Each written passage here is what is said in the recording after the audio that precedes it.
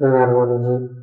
अच्छा, आज हम स्टार्ट करेंगे हम एक्सरसाइज 1.4 और इसके अंदर हमारे पास जो क्वेश्चन है, सबसे पहला क्वेश्चन है 3 की पावर 5 और डिवाइडेड बाय 3 स्क्वायर। सबसे पहले तो इसमें 3 रूल्स का हमें पता होना चाहिए। 3 रूल्स जो है वो कौन कौन से हैं।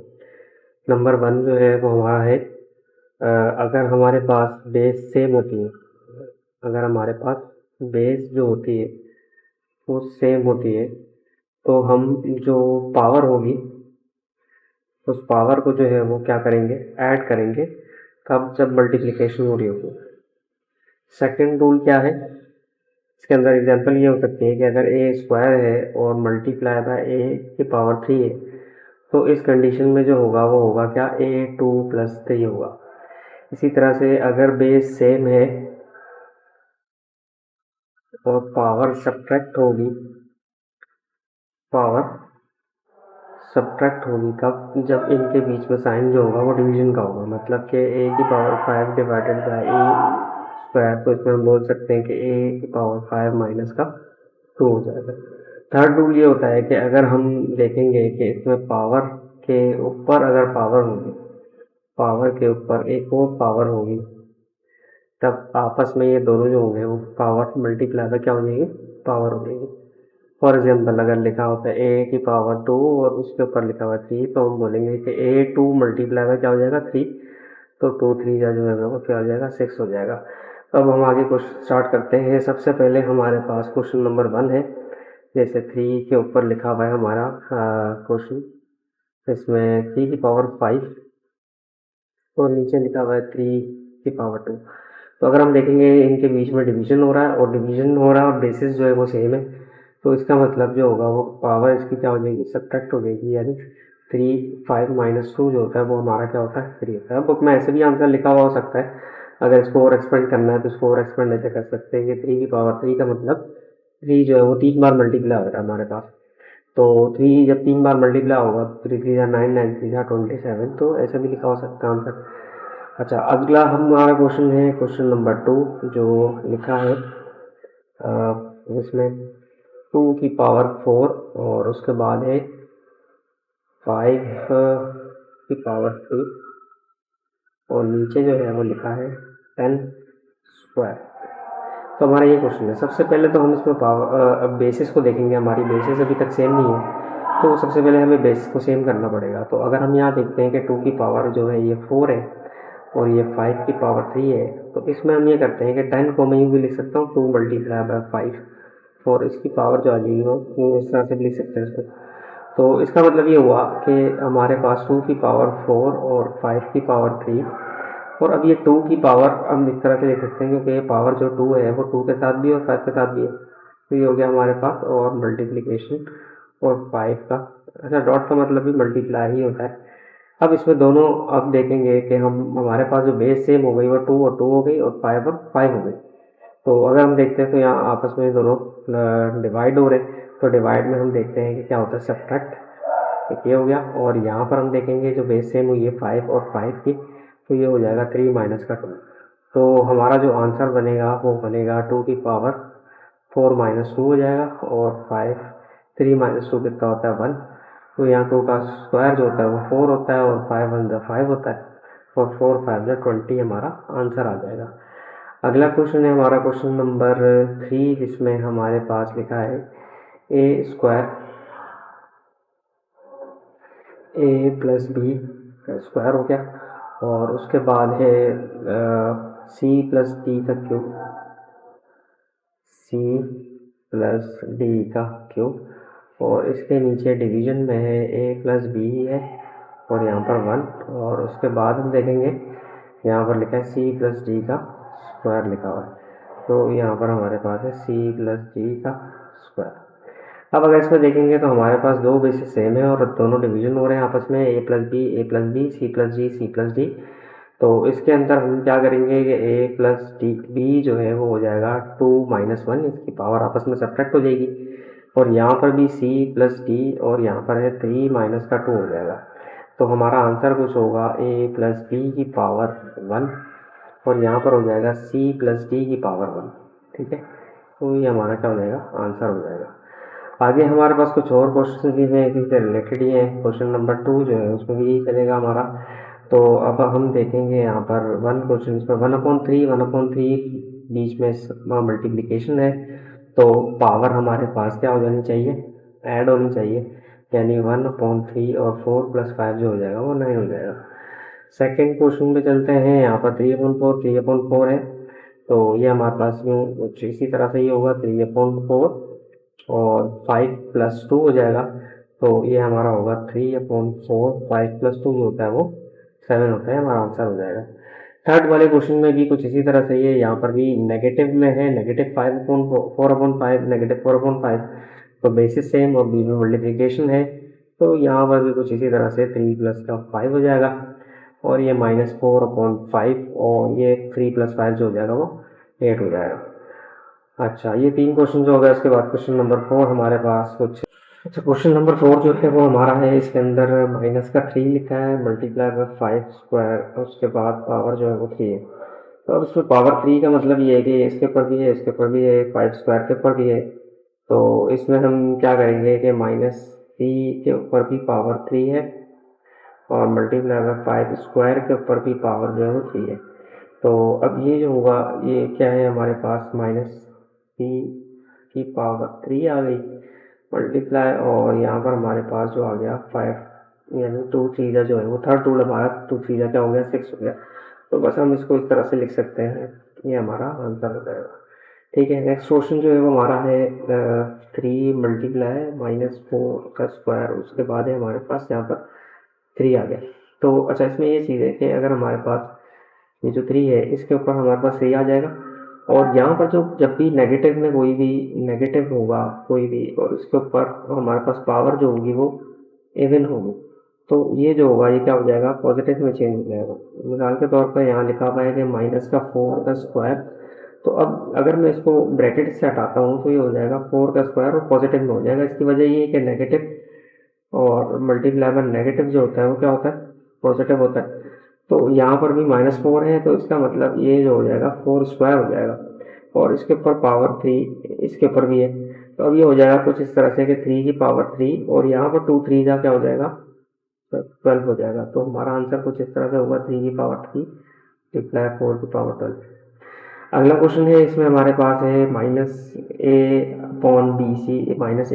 इसमें दोनों सेम है बेसिस, तो इस पर भी जब सेम है तो हमारे पास कुछ इस तरह से यहाँ पर होगा 5 + 4, तो ये हो जाएगा हमारा -a/bc, और 5 + 4 जो होता है वो 9 होता है, तो हमारा आंसर इस तरह से हो जाएगा। इसको हम ऐसे भी लिख सकते हैं कि -a की पावर 9, b की पावर 9 और c की पावर 9, तो ये इस तरह से हम आंसर इसको लिख सकते हैं।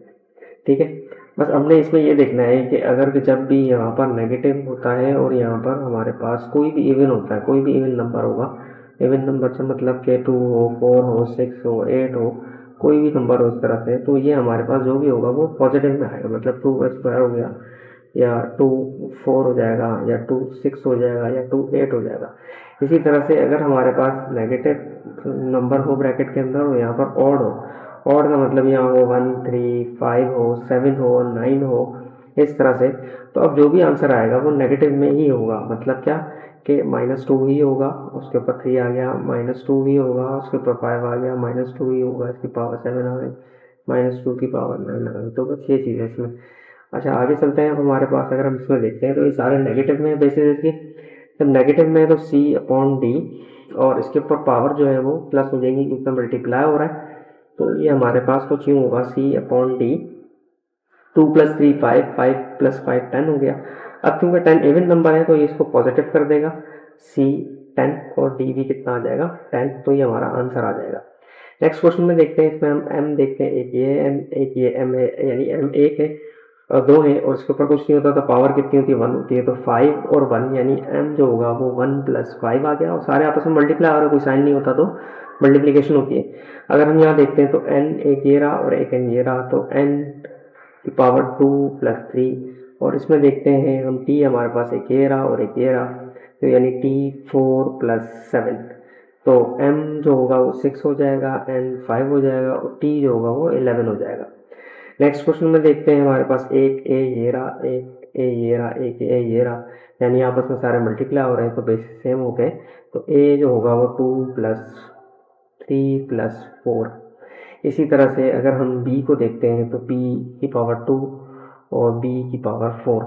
तो b के ऊपर दो पावर है, एक 2 है और एक 4 है। इसी तरह से हम अगर c को देखते हैं तो c की पावर 5 और c की पावर 3। तो 5 + 3। तो a जो हो जाएगा वो हमारे पास आ जाएगा 9 और b जो हो जाएगा वो आ जाएगा 6 और c जो हो जाएगा वो आ जाएगा 8। तो ये हमारा आंसर हो जाएगा। नेक्स्ट क्वेश्चन देखते हैं। अगला क्वेश्चन नंबर 3 स्टार्ट हो गया। इसमें दो एक्सपोनेंट्स यूज़ करने हैं, जिसमें हमने थर्ड रूल पढ़ा था कि पावर और पावर हमेशा आपस में मल्टीप्लाई होती है। तो 5 अगर 2 है, 2 × 3, 5 की पावर 6। इसको एक्सपेंड भी कर सकते हैं, यहाँ तक भी आंसर हम लिख सकते हैं इसको। अगला क्वेश्चन हम देखते हैं। क्वेश्चन नंबर 2 में x और y इसके ऊपर पावर है, फिर इसके ऊपर पावर है 5। तो 3 5 का हो जाएगा हमारे पास कितना, 15। तो x की पावर 15 और y की पावर 15 हमारा आंसर होगा। नेक्स्ट क्वेश्चन में है नेगेटिव। वही हमने बताया रूल है, नेगेटिव में अगर होता है उसके ऊपर करली ब्रैकेट उसके बाद 5। तो -4 ये हो जाएगा 4 का स्क्वायर, ठीक है। और सिर्फ हमारे पास 5 बचा, तो 4 ये है 2 5 जा कितना आ जाएगा 10, ये हमारा आंसर हो जाएगा। ये 3 क्वेश्चन हो गए। उसके बाद आगे हमारे पास 3 क्वेश्चन और हैं और इसके अंदर हमारे पास हम देखते हैं। तो क्वेश्चन नंबर 4 में -3 की पावर 3 और -4 का स्क्वायर, उसके बाद होल पावर है जो कि है 3। तो नेगेटिव है और पावर ऑड है तो ये यही आएगा। और इसी तरह से यहाँ पर हमारे पास है मल्टीप्लाई हो रहा है और ये -4 है तो ये 4 का स्क्वायर हो जाएगा। अच्छा, इसके ऊपर पावर है हमारे पास 3। तो अब ये होगा कि -3 इसके ऊपर पावर जो है वो एक बार 3 इसके पास आ जाएगी और स्क्वायर इसके ऊपर भी एक पावर आ जाएगी। तो 3 3 जो होता है वो हमारे पास होता है 9 और यहाँ पर 4 2 3 जा कितना होता है 6। तो हमारा ये आंसर होगा -3 की पावर 9 और 4 की पावर 6 हो जाएगा। ठीक है, अगला क्वेश्चन है हमारा क्वेश्चन नंबर 5, जिसमें लिखा है b की पावर 2 5/3। तो 2 3 का हमारे पास जो हो जाएगा वो 6 हो जाएगा और 5 की पावर 3 आ जाएगी। तो 5 की पावर 3 जो होता है 5 × 5 × 5 जो कि होता है 125, ये हमारा आंसर हो जाएगा। नेक्स्ट क्वेश्चन है हमारे पास 4/9 और इसका पावर 2 आ गई। तो ये नेगेटिव है, नेगेटिव इसको प्लस कर देगा तो ये हो जाएगा 4 का स्क्वायर 9 का स्क्वायर और फिर आ गया हमारे पास 3। तो 4 अभी पावर मल्टीप्लाई 2 3 जा 6 हो जाएगा और 9 2 3 जा ये भी कितना हो जाएगा 6 हो जाएगा। क्योंकि बेस सेम नहीं है तो हम इसको पावर को ऐसे ही छोड़ देंगे और हमारा यही आंसर हो जाएगा। क्योंकि अगर बेस सेम होती तो हम डिवीजन में सब्ट्रैक्ट कर लेते हैं। आगे हमारे पास कुछ क्वेश्चन है 7 8 और 9। इसके ऊपर 3 पावर थे, मतलब इसके ऊपर एक पावर ये आ गई, फिर इसके बाद एक और पावर आ गई। तो अब पावर से पावर मल्टीप्लाई होगी, 3 2 जा 6 6 4 जा और 24 आ जाएगा हमारा आंसर। अगला क्वेश्चन है, इसमें सारे m है और m इधर कुछ नहीं है तो पावर कितनी होती है 1 होती है। तो सारी बेसिस सेम है तो m 1 + 2 + 3 + 4 और इसके ऊपर फिर एक पावर है और इसके ऊपर फिर एक पावर है। तो हम यहाँ देखते हैं तो यहाँ पर हमारे पास 3 और 3 6 और 10 हो जाएगा। m जो हो जाएगा यहाँ पर 10 हो गया, इसके ऊपर 2 आ गया, तो फिर करली ब्रैकेट दे दो या इसको 5 लिख दो। तो अब यहाँ पर देखेंगे हमारे पास इन सब को हम मल्टीप्लाई करेंगे तो 5 2 जा 10 10 10 जा जो होता है वो हमारे पास 100, इसको लिख सकते हैं, हमारा आंसर हो जाएगा। अच्छा, तो हमारा लास्ट क्वेश्चन जो है वो कुछ इस तरह का है। क्वेश्चन नंबर 9 है जिसमें सारे नेगेटिव हैं, -0.1 -0.1 है। तो हम इस तरह से लिख देंगे इसको।